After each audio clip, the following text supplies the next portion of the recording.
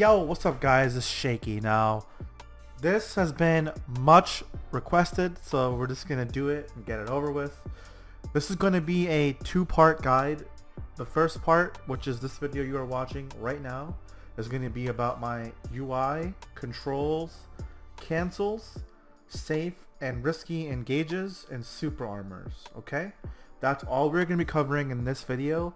Part 2 will cover combos, cross-ups, bait, debuffs, large-scale playstyle, and some mind games, okay? Coming into this guide, I'm going to link 2 previous videos I have that break down all the abilities in the Musa's kit, pre-awakening and awakening. So I'm assuming you guys are coming into this video knowing all the skill names and etc. Okay, so I'm gonna put those in the description. Make sure you guys take a look at that before you watch this video, because if you don't know the terminology, you're not gonna understand what I'm talking about. Also, there are plenty of guides on the CC system. You can also find that on YouTube as well. So I'm assuming you guys already have this knowledge, and we're just gonna dive right into it. In BDO, the more FPS you have, the more attack speed you have. This is true up until around the 120 FPS area. So it's very important that you guys optimize your NVIDIA settings, which you can find plenty of Google tutorials on.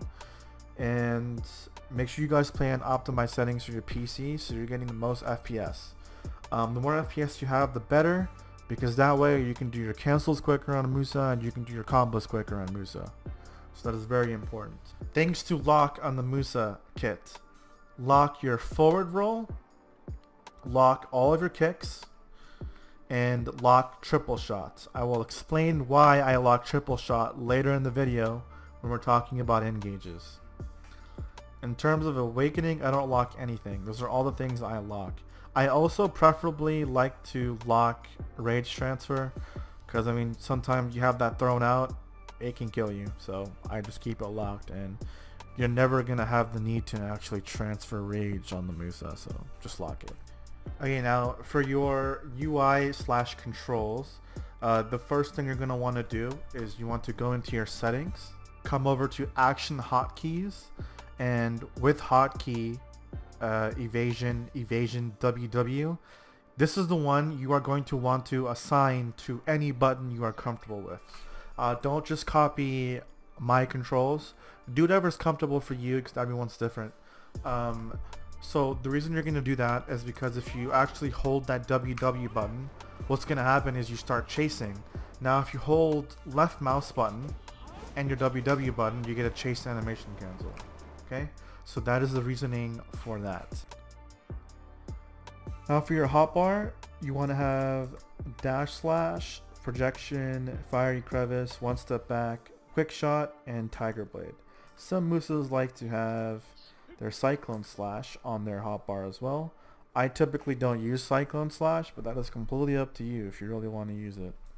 I suggest you experiment with it. There's no best way to play. Just develop your own play style.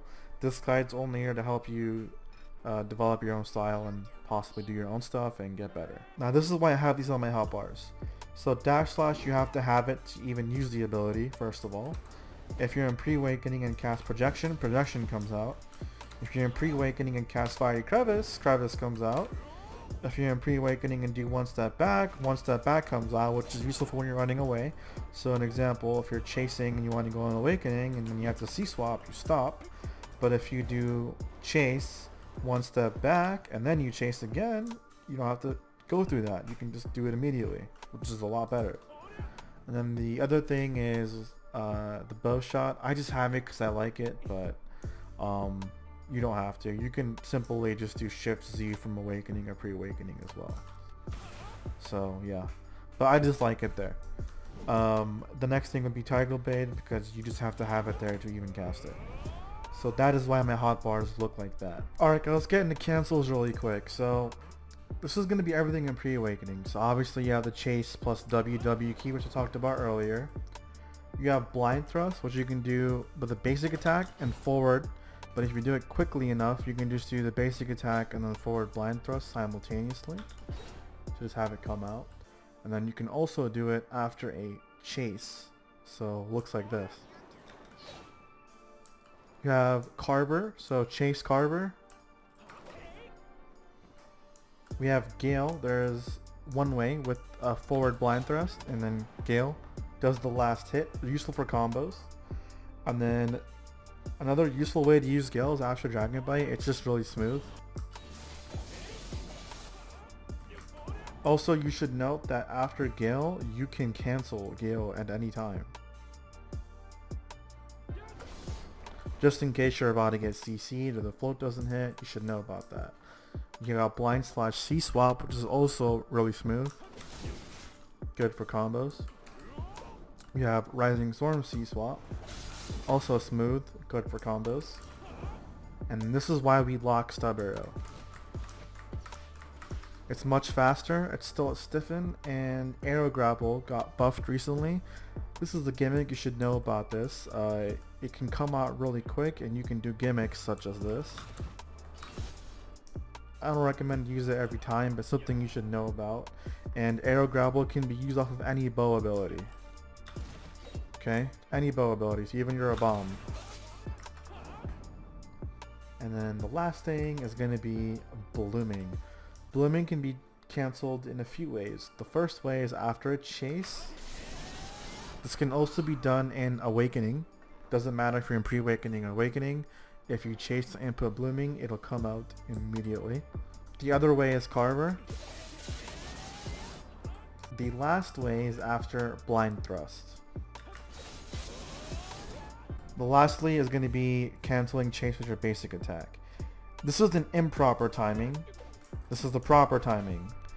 Okay? The animations look different. If you slash horizontally, it's proper timing. This is useful because you can cancel chase and do block by holding Q. Like this. So you're doing super armor forward guard, super armor forward guard. And it's more control over your block rather than just being an awakening and holding back.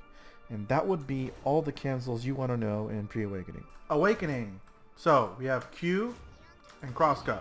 Big cancel right here. Okay, so you can crosscut Q.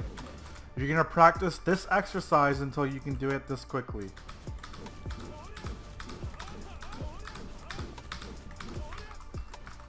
Okay, that's useful for an engage later on, which we will talk about later. So that's something you're going to want to practice. And the other cancels with Q is pretty much crevice Q. You got backflow Q. Or I mean one step back Q, and then you also have backflow Q. Alright. So it does everything for Q. You have back chase projection, which is like a different animation. This also works on the crosscut to the left, not the right, the left. Just a different cancel for that. It's useful for combos. And then you also have Q projection, which will speed it up. We have Crust Crusher and Foul Play to backflow. So that looks like this. Basically what you're going to do, you're going to hold shift during Crust Crusher, and then you're going to input backflow, and it's going to look like this.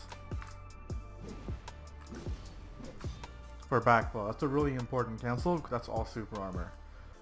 After Foul Play, that is. Now, with Fiery Angel, you can also do the same thing with backflow. Okay? And then the final cancel that's really important is going to be your basic attack for spinner. So you're going to do forward basic attack and then spinner immediately. And that lets you get a 10% attack speed buff. That would be all the awakening cancels. Now let's talk about some of our super armors and iframes and forward guard. So in pre-awakening, we have chase, which also is an awakening. And when it's off of cooldown, we get a iframe, and then when it's on cooldown, we just have super armor. So let's say you're blocking and you're about to get grabbed, you can iframe it and then punish them because it'll be unsafe. We have evasive charged, which is an iframe during the evading animation. The animation where you are shooting your bow and attacking is not safe, but the evading animation is. So do note that, so you can do things such as, and then chase. And then you also have Dragon Bite, which is a forward guard. And then you also have the startup of Blooming, where he throws up the sword, and then right before he attacks, that's all an iframe. During the attack is unsafe. I don't really recommend doing that personally, but If you want to mess around with it, feel free. Now we have to go into Awakening. Our Q is a forward guard. Crust Crusher is a forward guard, but when we smash the Crescent Blade on the floor, it is unsafe. So it is only a forward guard during the actual winding up animation. And then of course the follow-up to it, which is Foul Play, where you throw out all the flames. That is also a forward guard. Okay, and then super armors. You have Below the Belt, Crosscut, and Backflow, which none of them have CCs. Okay, and that's also going to be one of your bread and butter super armor trading rotations as well. Those are all the safe abilities you have in your pre-awakening and awakening kit.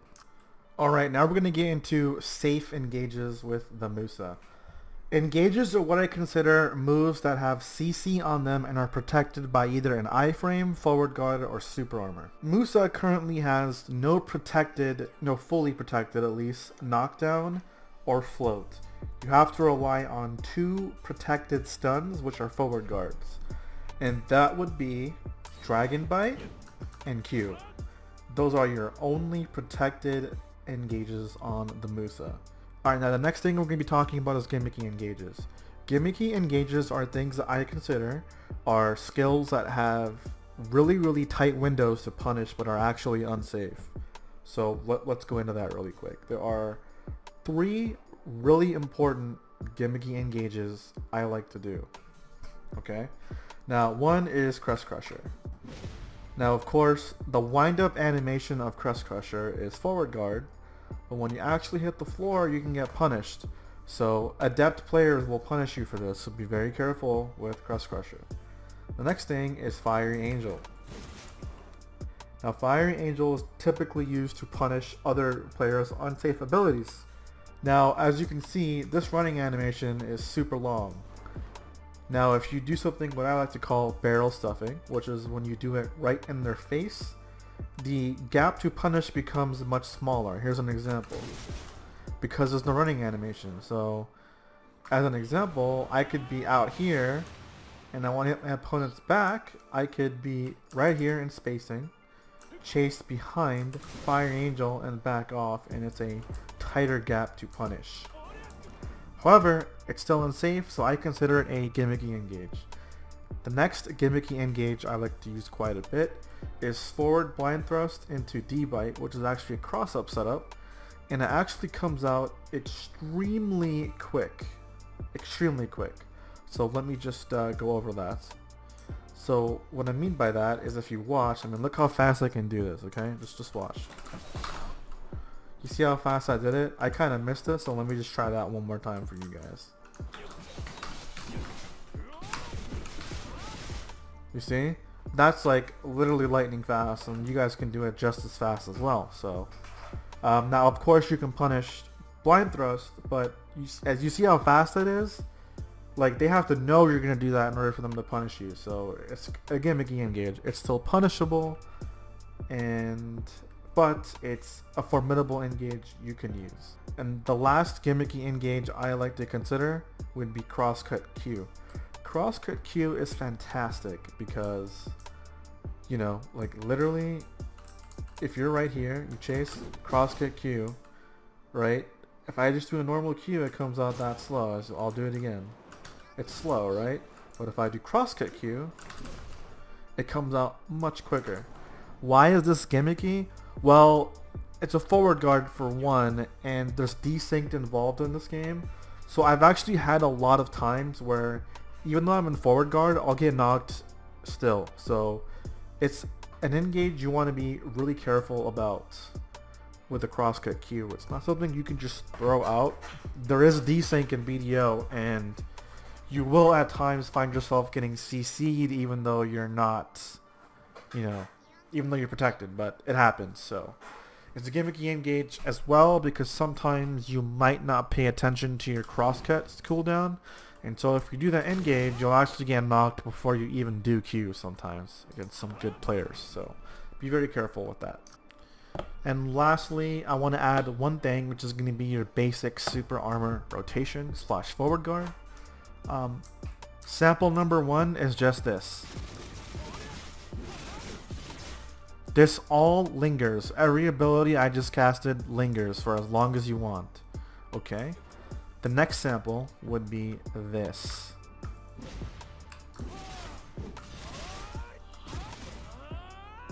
Okay? Those are pretty much your forward guards slash super armor engages that you are going to want to work on. So, I think that concludes it for part 1. Part 2 will be released tomorrow. So what you want to take away from this video is knowing what skills are cancelable for combo purposes, and you want to know how to play safely, right? Try to stay safe as much as possible. Use your protected engages. Only use unsafe engages when you feel like your opponent is not paying attention, or you feel like they're going to do an unsafe ability. Then it is okay to use an unsafe engage. Other than that, don't do it. Try to play with abilities that are protected. Okay? So I will see you guys tomorrow. Part 2 will be released tomorrow. Part 2 is going to introduce combos, cross-ups, bait and mind games, debuffs, and how you want to play in large scale. Okay? Hopefully I helped you guys out even a little bit. That's all my goal was. So hopefully you guys are able to develop your own play style and learn a thing or two. And if you guys have any questions about any of the stuff, just let me know down in the comments, okay? I'm out. See you tomorrow. Peace.